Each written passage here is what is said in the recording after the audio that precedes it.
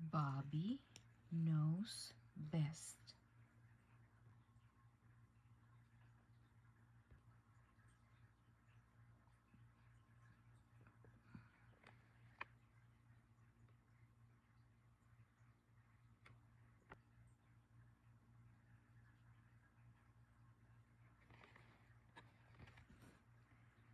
Bobby knows best.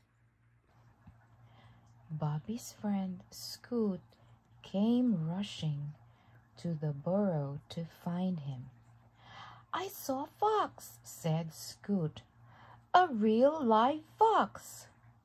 Bobby had never seen a fox. "Wow," said Bobby. "What was it like?"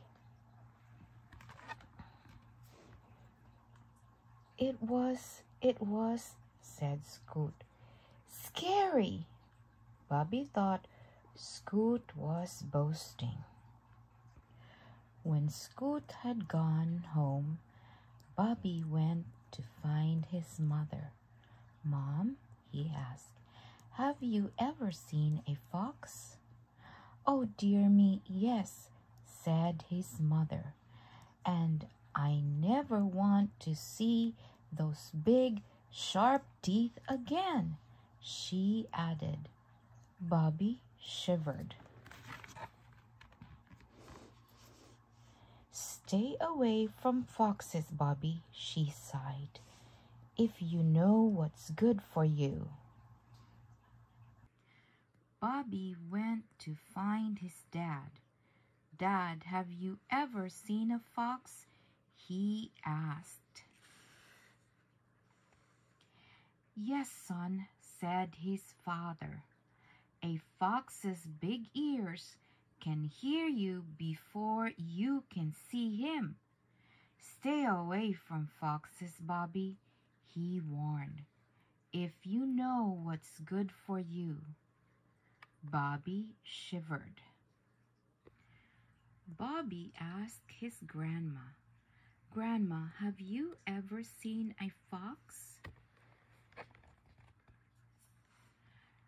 "A fox?" asked his grandmother, who was a little deaf.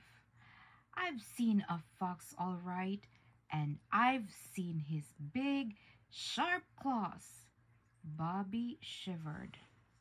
"Stay away from foxes, Bobby," she advised, "if you know what's good for you." Bobby went to find his grandpa. "Have you ever seen a fox, Grandpa?" he asked. "Oh, yes, if you see a fox, lad," said Grandpa, "this is what you do. Stay very still. Find the nearest hole, then thump your foot to warn the others and run for it. Don't run in a straight line. Go in a zigzag. That'll slow old Mr. Fox down all right." Bobby shivered.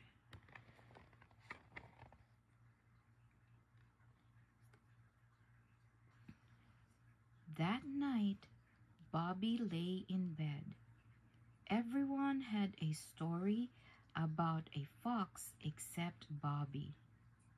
"I've got big ears too," he thought, "and big claws and teeth. I'm not scared of a fox." So Bobby crept out of the burrow into the moonlight and set off on a fox hunt. The next morning, Bobby's mom called and called him for breakfast. She looked all around the burrow, but he wasn't there. Word soon spread around the rabbit community. No one had seen Bobby. Finally, Scoot had a suggestion. "I've got a funny feeling," said Scoot quietly, "that he might have gone looking for a fox." A search party was organized. Scoot was right. Bobby sat in a corner of the meadow, his ears wiggling and his nose twitching because in the other corner of the meadow there was a fox. Now Bobby could see for himself. The fox's ears were pointier than Bobby's. The fox's teeth were sharper than Bobby's. The fox's claws were longer than Bobby's. Now Bobby was scared. Mom had warned him to stay away from foxes, and so had Dad and Grandma. Why, oh why, did he think he knew best? Just then, out of the corner of his eye, Bobby saw a familiar pair of ears.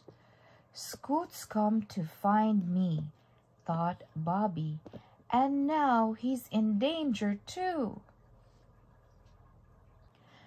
Bobby fixed his eyes on the fox and sat very still. The fox sniffed the air. More ears appeared above the grass. The rabbit search party spread themselves out across the meadow. The fox was confused, but Bobby knew what he had to do. He remembered what his grandpa had told him. Bobby spotted the nearest hole.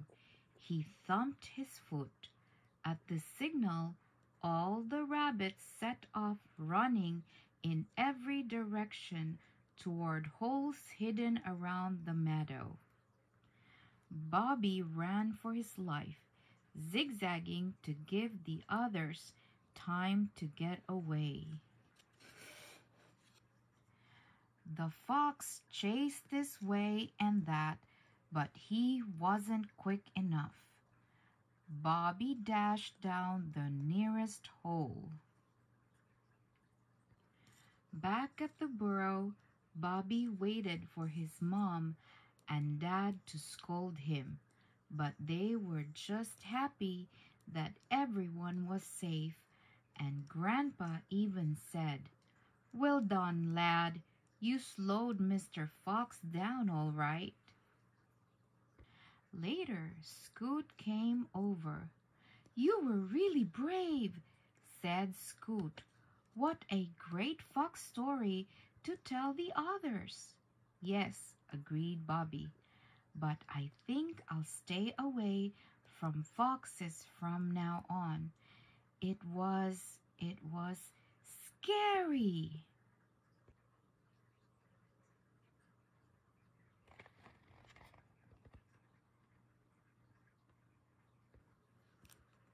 The end.